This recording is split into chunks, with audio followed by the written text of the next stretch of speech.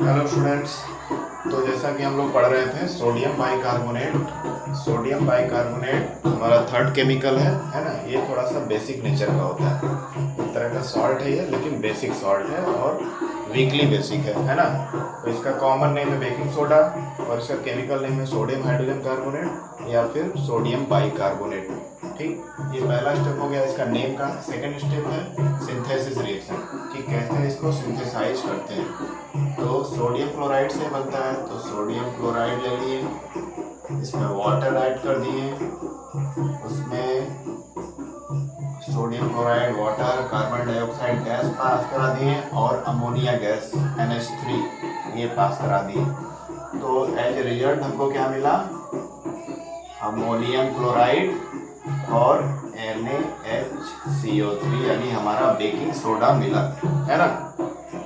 तो sodium chloride और water का सोल्यूशन यानी ब्राइन सोल्यूशन, उसमें CO2 गैस पास किया गया, साथ ही अमोनिया लिक्विड के फॉर्म में ऐड किया गया। लिक्विड के फॉर्म में भी अमोनिया होता है और मोस्टली ये लिक्विड में फॉर्म में ही रहता है। ऐसे तो ये गैस होता है, लेकिन इसको हाई प्रेशर पे लिक्विड के फॉर्म में कन्वर्ट किया जाता है और कंटेनर में बंद किया जाता है। जैसे इसको खोलते हैं ये इवेपोरेट होने लगता है, क्योंकि इसका जो बॉइलिंग पॉइंट या वेपराइजेशन पॉइंट बहुत कम होता है। तो इसलिए इसको हमेशा लो टेम्परेचर पर रखा जाता है कंटेनर के अंदर बंद करके।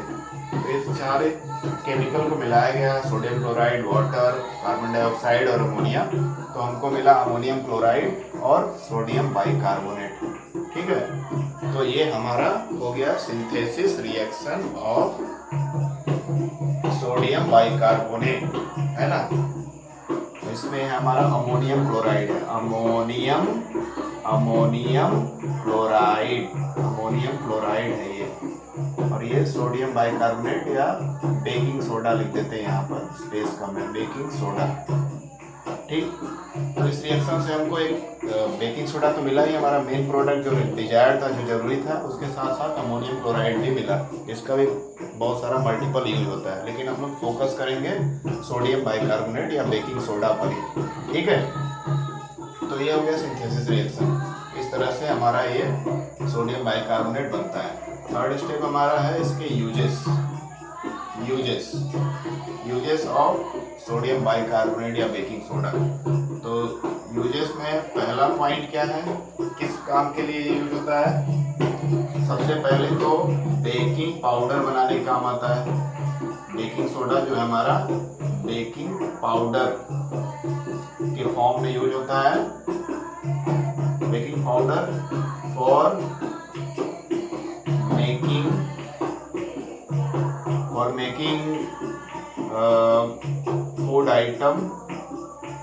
Food items crispy and crunchy, है ना। क्रिस्पी और क्रंची बनाने के लिए सोडियम बाइकार्बोनेट यूज होता है। ओके, ठीक है, तो बेकिंग पाउडर को ये इस तरह से इस्तेमाल होता है। क्रिस्पी क्रंची का मतलब जैसे बिस्किट, नमकीन या हम लोग कुछ खाते हैं, पकौड़े बनाते हैं, तो उसमें जो क्रिस्पीनेस आता है, कड़कपन आता है, कुरकुरापन आता है, वो बेकिंग पाउडर के इस्तेमाल से ही आता है। तो ये हो गया इस्तेमाल। उसके अलावा दूसरा इसका जो इस्तेमाल है, दूसरा इस्तेमाल ये है कि पहले इसके लिए एक रिएक्शन देख लेते हैं कि सोडियम बाइकार्बोनेट एक तरह का बेसिक सॉल्ट है ना, थोड़ा बेसिक होता है, बहुत वीकली बेसिक है, बहुत ज़्यादा स्ट्रॉन्ग बेस नहीं है। जब ये किसी एसिड से रिएक्ट करता है, H+ का मतलब है हाइड्रोजन आयन, और हाइड्रोजन आयन कहाँ से मिलता है? एसिड से। तो ये मान लेते हैं एसिड है। तो एसिड से जब हमारा सोडियम बाइकार्बोनेट रिएक्ट करता है तो वो क्या बनाता है? कार्बन डाइऑक्साइड, वाटर, ठीक है, और sodium salt of acid, sodium salt, और सॉल्ट भी बनाता है। ठीक, तो CO2 गैस निकलता है। सबसे जरूरी बात यहाँ पे देखने वाली है कि CO2 गैस निकलता है। सोडियम बाइकार्बोनेट किसी एसिडिक चीज से मिलता है तो CO2 बनता है। अब जैसे CO2 जैसे बनेगा तो एक गैस है, गैस जो होती है हल्की होती है, ऊपर उड़ती है। तो जब हम लोग इन चीज़ों को बनाते हैं, जैसे इडली, डोसा, इस तरह की फूड आइटम्स बनाते हैं, या केक बनाना है, तो उसमें हम लोग सोडियम बाइकार्बोनेट डालते हैं और उसको 1-2 दिन के लिए उसके पेस्ट को या कुछ घंटों के लिए गर्म जगह पर रख देते हैं। गर्म जगह पे क्या होता है, उसमें बैक्टीरिया ईस्ट अपना फंक्शन करता है और उसमें एसिड बनाता है और वो एसिड सोडियम बाइकार्बोनेट से रिएक्ट करता है और उससे ढेर सारा CO2 उसके अंदर बनता है वो गूथे हुए मिक्सचर या आटे में, और फिर वो फूल जाता है क्योंकि CO2 गैस ऊपर निकलता है तो ढेर सारे पोर्स बन जाते हैं, जैसे ब्रेड में हम लोग देखते हैं, केक में देखते हैं, या इडली डोसा, इडली के जो हम लोग इडली खाते हैं उसमें देखते हैं। तो वही मैकेनिज्म काम होता है। जैसे इडली वगैरह का पेस्ट या खाते होंगे, थोड़ा सा लिटिल बिट बहुत ही स्लाइटली खट्टा होता है यानी एसिडिक होता है, तो उसी एसिड की वजह से हमारा बेकिंग सोडा रिएक्ट करता है और CO2 गैस बनाता है और उसकी वजह से फूड आइटम जो जाते हैं, फूड आइटम्स हमारे फ्लफी हो जाते हैं या स्पॉन्जी हो जाते हैं, एकदम मुलायम हो जाते हैं क्योंकि CO2 गैस ढेर सारा निकल जाता है। ठीक है, तो लाइक केक और इडली, इस तरह के बहुत सारे फूड आइटम है ना, जो बहुत ही सॉफ्ट हो जाते हैं एक्सेट्रा। तो फूड आइटम को सॉफ्ट स्पॉन्जी बनाने के लिए भी इस्तेमाल होता है बेकिंग पाउडर।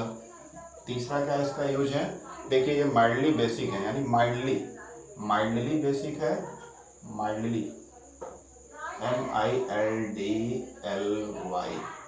माइल्डली बेसिक यानी बहुत ही कम बेसिक है, बहुत ज़्यादा स्ट्रॉन्ग बेस नहीं है कि हार्मफुल रहे, तो हल्का बेसिक है। और इसके हल्के बेसिक से एक और प्रॉपर्टी निकल के आती है कि जब हम लोग को एसिडिटी का प्रॉब्लम होता है तो एसिडिटी में भी ये हेल्पफुल होता है। सो यूज्ड एज एंटासिड में जैसे हम लोगों ने पिछले क्लासेस में पढ़ा है, मैग्नीशियम हाइड्रोक्साइड यूज किया जाता है जिसको मिल्क ऑफ मैग्नीशिया बोलते हैं, लेकिन वो तो टैबलेट्स वगैरह में आता है, सिरप में आता है, और हर टाइम हमको तो पता नहीं कब हमको एसिडिटी का प्रॉब्लम हो जाए। तो उस केस में क्या होता है कि घर में मोस्टली अवेलेबल रहता है बेकिंग सोडा। तो अगर किसी को एसिडिटी का प्रॉब्लम है, पेट में ज़्यादा मतलब एसिड बन गया है, तो उस केस में हम लोग सोडियम बाइकार्बोनेट को या बेकिंग सोडा को एज ए एंटासिड यूज कर सकते हैं। थोड़ा सा पानी में घोल के उसको पी लेंगे तो हमारे पेट में जो एक्स्ट्रा एसिड बन रहा है उसको वो न्यूट्रलाइज कर देगा। बाकी जो बचा कुचा एसिड हो तो चाहिए ही बॉडी को, ताकि बाकी प्रोसेस चलता रहे डाइजेशन का। एक्स्ट्रा एसिड बनता है उसको न्यूट्रलाइज करने के काम आ सकता है, काफ़ी हैंडी होता है, ये ईजिली अवेलेबल होता है इसलिए।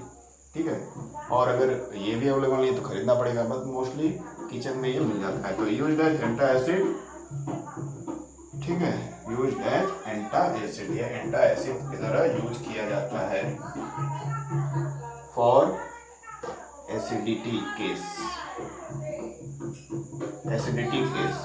जब एसिडिटी की शिकायत हो, पेट में ज़्यादा एसिड बन गया है, तब एंटासिड की तरह यूज होगा और एसिड को न्यूट्रलाइज कर देगा।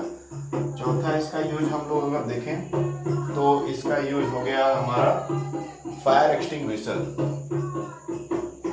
यूज्ड एज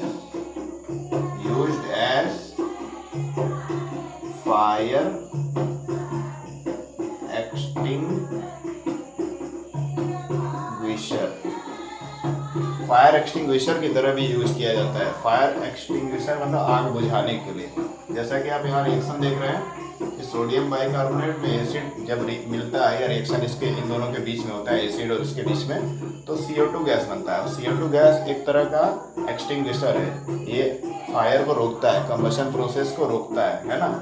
तो ये आग बुझाने के भी काम आता है सोडियम बाइकार्बोनेट। घर में अगर मान लीजिए कुछ खट्टा चीज़ है, आग कहीं लग गया, जैसे गैस सिलेंडर में आग लग गया, तो उसमें पानी तो डालेंगे नहीं, कपड़े से बुझाएंगे या वो भी नहीं पॉसिबल है। तो उस केस में हम लोग क्या करेंगे कि अगर खाने वाला सोडा उसको लेंगे, पानी मिला देंगे और बॉटल में मिला देंगे और उसमें फिर एसिड डाल देंगे या कुछ भी खट्टा जूस डाल देंगे, तो CO2 गैस बनेगा, वहाँ छिड़क देंगे तो आग बुझ जाएगा, है ना। तो फायर एक्सटिंग्विशर की तरह भी ये यूज किया जा सकता है हमारा सोडियम बाइकार्बोनेट, क्योंकि ये CO2 गैस निकालता है जो कि फायर को एक्सटिंग्विश करता है, बुझाता है। ठीक है, तो ये हो गया हमारा baking soda. Okay, this is our baking soda, sodium bicarbonate. इसका सिंथेसिस रिएक्शन हो गया, कैसे कैसे किन चीज़ों को मिलाकर ये फॉर्म होता है, बनता है। देन इसकी 3-4 यूजेस, एटलीस्ट 3-4 आपको याद होनी चाहिए। ठीक, और रिएक्शन तो आपको याद करना पड़ेगा और नाम भी आपको याद होना चाहिए। Now move to the next topic, next salt पे चलते हैं हम लोग, है ना। चलिए नेक्स्ट सॉल्ट हमारा क्या है उसको देख लेते हैं। हमारा नेक्स्ट सॉल्ट क्या है, तो फोर्थ सॉल्ट पे हम लोग चलते हैं। फोर्थ हमारा सॉल्ट है, फोर्थ क्या है, सोडियम कार्बोनेट डॉट 10H2O। ठीक है, सोडियम कार्बोनेट डेकाहाइड्रेट इसको बोलते हैं। तो इसका सबसे पहले तो नेम क्या है, वॉशिंग सोडा इसका कॉमन नेम है, washing soda, soda for sodium. और दूसरा इसका केमिकल नेम बात करें तो sodium carbonate, simply sodium carbonate, या फिर इसको और भी एक केमिकल नेम बोलते हैं, सोडियम कार्बोनेट डेकाहाइड्रेट। डेका मतलब 10, तो यहाँ पे स्पेस देंगे, डेकाहाइड्रेट, हाइड्रेट मतलब वाटर। ठीक, तो ये इसके नाम है, सोडियम कार्बोनेट डॉट 10H2O को वॉशिंग सोडा बोलते हैं। वॉशिंग सोडा से क्लियर समझ में आ रहा है कि इसका यूज वॉशिंग होता है, यानी डिटर्जेंट वगैरह साबुन बनाने में इसका इस्तेमाल होता है, मोस्टली डिटर्जेंट पाउडर बनाने में, बाकी और पढ़ेंगे हम लोग। तो इसको सोडियम कार्बोनेट भी बोलते हैं या सोडियम कार्बोनेट डेकाहाइड्रेट भी बोलते हैं। ओके, ये नाम हो गया इसका। दूसरा काम हमको क्या समझना है, सिंथेसिस रिएक्शन। सिंथेसिस रिएक्शन किस तरह से सिंथेसाइज किया जाता है, बनाया जाता है in the lab.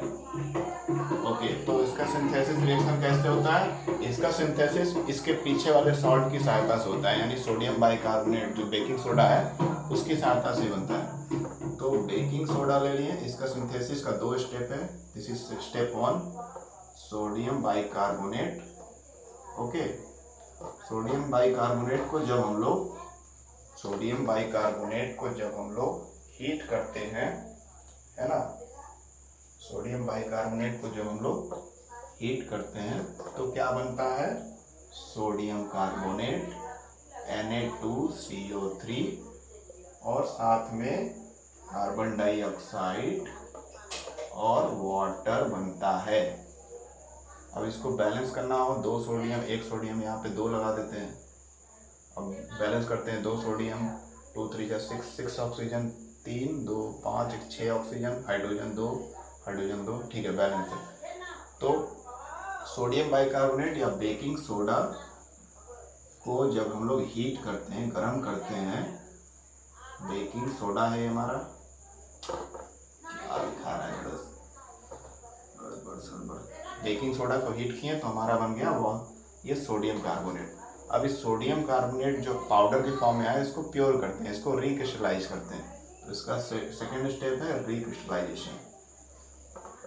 Recrystallisation of Na2CO3, recrystallisation of Na2CO3, ठीक है। तो इसको लेते हैं सोडियम कार्बोनेट जो बना है इस स्टेप में। 1 मिनट इसको सही करते हैं, पहले बार बार गलत दिखा रहा है। तो sodium carbonate plus water, okay, sodium carbonate plus 10 molecule of water give rise to Na2CO3 dot 10H2O, ठीक। तो ये हमारा बन गया वॉशिंग सोडा, समझ में। तो ये 2 स्टेप में सोडियम कार्बोनेट सिंथेसाइज होता है या बनता है। पहला स्टेप क्या है, बेकिंग सोडा लिए, उसको हीट कर दिए, हीट करेंगे तो उसमें से वाटर वेपर निकल जाएगा, वेपराइज हो जाएगा, CO2 गैस में निकल जाएगा। तो बचेगा क्या, ये दोनों गैस के फॉर्म में होते हैं, वेपर के फॉर्म में या CO2 गैस के फॉर्म में, ठीक। तो इस मॉलिक्यूल में से CO2 निकल गया, वाटर निकल गया, जो भी था। तो बचा हुआ जो पाउडर होगा, वाइट पाउडर, ठीक है, ये भी वाइट पाउडर होता है, वाइट कलर का वाइट पाउडर, यानी सॉलिड फॉर्म में बनेगा, बाकी दोनों एक गैसियस फॉर्म में है। है ना। और ये भी हमारा सॉलिड फॉर्म में था, सोडियम बाइकार्बोनेट बेकिंग सोडा। तो ये वाइट पाउडर यानी सोडियम कार्बोनेट मिला। अब ये पाउडर के फॉर्म में एकदम, अब इसको क्रिस्टलाइज करना है यानी क्रिस्टल्स बनाने। क्रिस्टल यानी बड़े बड़े जो पार्टिकुलर शेप आकार होता है, जैसे हेक्सागोनल हम लोग बोलते हैं ना, कि हेक्सागोनल है, पेंटागोनल है, ऑक्टागोनल है, इस तरह के बहुत सारे शेप होते हैं। क्रिस्टल भी इसी आकार के होते हैं, बहुत सारे तरह के। तो क्रिस्टल्स यानी बहुत ही आकर्षक बड़े बड़े होते हैं, बनते हैं। वो कैसे बनते हैं? क्रिस्टलाइजेशन प्रोसेस से, ठीक है। तो इसका रिक्रिस्टलाइजेशन बोलेंगे। इसमें जो क्रिस्टल रहेंगे वो छोटे मोटे रहेंगे, पाउडर के फॉर्म में, वो इजीली विजिबल नहीं होंगे। अब उनको क्लियरली देखना है तो उनको वाटर में उसको मिलाकर गर्म करना पड़ेगा, ठीक है। पानी में मिला दिए, हल्का सा हीट किए, थोड़ा सा हीट करेंगे, बहुत ज़्यादा नहीं, ताकि थोड़ा सा ये जो सोल्यूशन है पेस्ट टाइप का हल्का सा स्टिकी हो जाए। फिर उसको नॉर्मल टेम्परेचर पे छोड़ देंगे। कुछ घंटों बाद, 4-5 घंटों बाद या 2-3 घंटों बाद ये पानी अलग, मतलब पानी में क्रिस्टल्स, बड़े बड़े क्रिस्टल देखने को मिलेंगे, ठीक। तो वही क्रिस्टल हमारा ये बनता है वॉशिंग सोडा का। This is your washing soda, ठीक है। तो ये वॉशिंग सोडा बन गया। तो 2 स्टेप में इसका रिएक्शन है फॉर्मेशन का। पहले ये, फिर यहाँ से इसको वाटर में मिक्स करके हल्का सा गर्म करेंगे, थोड़ा सा सोल्यूशन जो हो जाएगा, थोड़ा विस्कस गाढ़ा हो जाएगा। फिर उसको नॉर्मल टेम्परेचर, रूम टेम्परेचर पर छोड़ देंगे, ठंडा होता जाएगा। जैसे जैसे धीरे धीरे ठंडा होगा वैसे वैसे क्रिस्टल्स इसके बन जाएंगे। और किसके क्रिस्टल बनेंगे? वॉशिंग सोडा के, ठीक है। तो इसी तरह से क्रिस्टलाइजेशन प्रोसेस होता है, ठीक है। और यहाँ पर रिक्रिस्टलाइजेशन लिखा है, यानी कि थोड़ा सा क्रिस्टल इसमें था, उस क्रिस्टल को और अच्छे से प्योरीफाई किए। क्रिस्टलाइजेशन करने का मेन एम यही रहता है कि हमको प्योर फॉर्म में हमारा कंपाउंड या केमिकल मिले, ठीक है। तो crystallisation is always used for purification purpose, ठीक है। तो ये हो गया हमारा क्रिस्टलाइजेशन, और उससे मिल गया हमको washing soda, that is sodium carbonate decahydrate. Clear. अब इसके यूजेस पढ़ते हैं। सिंथेसिस रिएक्शन हो गया, नेम हो गया। नाउ थर्ड स्टेप इसका यूजेस, कहाँ कहाँ पे ये यूज होता है। अब यूज वाले केस के लिए थोड़ा सा मिटाना पड़ेगा, इसको मिटा के देते हैं, फिर समझते हैं। चलिए, तो मिटा कर या यहाँ पर साइड में लिखें तो काम हो सकता है, लेकिन मिटा देते हैं। इतना समझ में आ गया। अब इसके यूजेस लिखते हैं, ठीक है, इस वॉशिंग सोडा के। ओके, फटाफट करते हैं, नहीं तो वीडियो एंड हो जाएगा। तो थर्ड स्टेप इसका क्या है? यूजेस। वॉशिंग सोडा का यूज कहाँ कहाँ पर होता है। कुछ यूजेस हम लोग पढ़ रहे हैं, सारे यूजेस नहीं, कुछ मेन यूजेस, ताकि इनको आइडिया हो जाए कि ओवरऑल कहाँ इस्तेमाल होता है हमारा वॉशिंग सोडा, ठीक है। तो इसमें पहला यूज क्या है? फॉर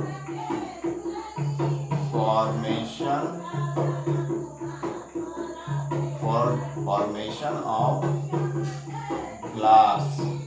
कुछ कांच जो होते हैं वो सोडियम कार्बोनेट के बने होते हैं। अलग अलग केमिकल के कांच भी बनते हैं, अलग अलग कलर के होते हैं। तो फॉर्मेशन ऑफ ग्लास, कांच बनाने में भी इसका इस्तेमाल होता है। उसके अलावा इसका इस्तेमाल सोप बनाने में होता है। पेपर इंडस्ट्री में भी इसका इस्तेमाल है। तो पेपर इंडस्ट्री में आप देखेंगे लगभग सभी केमिकल जो हम लोग पढ़ रहे हैं अब तक उनके इस्तेमाल होते आ रहे हैं, ठीक है। तो ग्लास, कांच बनाने में, उसके अलावा सोप बनाने में, साबुन बनाने में, पेपर इंडस्ट्री में इसका इस्तेमाल होता है। दूसरा इसका यूज अगर हम बात करें तो बोरेक्स बनाने में, for formation of borax. Borax एक वाइट कलर का पाउडर होता है जो सोडियम कार्बोनेट की सहायता से किसी अन्य कंडीशन में बनाया जाता है। और इस बोरेक्स का इस्तेमाल किया जाता है जो सरफेस को क्लीन करने के लिए, बहुत सारे कीटाणु मुक्त करने के लिए, है ना। जो सरफेस वगैरह, दीवार वगैरह को हम लोग साफ करते हैं या टेबल वगैरह को पोछा लगाते हैं, उसमें बोरेक्स का मिक्सचर रहता है। तो ये कीटाणु वगैरह को किल करता है, क्लीन करने के काम आता है, ठीक है। उसके बाद तीसरा इसका यूज क्या है? तीसरा इसका यूज है क्लीनिंग, यानी क्लीनिंग में इसका बहुत ज़्यादा यूज है। क्लीनिंग पर्पज इन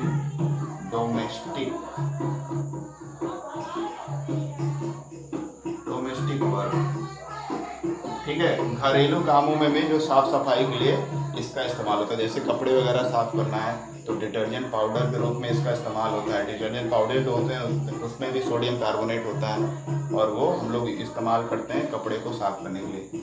अब याद रखिए जो साबुन, एक तो होता है साबुन नहाने वाला, एक होता है वॉशिंग पाउडर या detergent.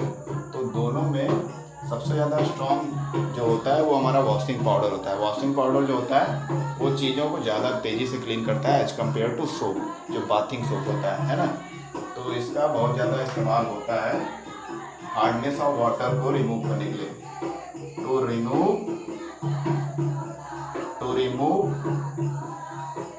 Hardness of water, to remove hardness of water. इसका मतलब क्या है? हार्डनेस, पानी का हार्डनेस का मतलब होता है पानी में जब बहुत सारे एक्स्ट्रा आयन आ जाते हैं तो उसमें झाग नहीं बनता है ना। ठीक है, फोम जिसको बोलते हैं FOAM। जब साबुन या तेल में हम लोग मतलब साबुन वगैरह लेकर कपड़े को साफ करते हैं तो कभी कभी हम देखते होंगे कि किसी तरह के पानी में, कुछ पानी में झाग नहीं आता, भले हम लोग साबुन ढेर लगा रहे हैं, इस तरह का कंडीशन आता है। इसका मतलब है कि उस पानी में कुछ आयंस बहुत ज़्यादा हैं।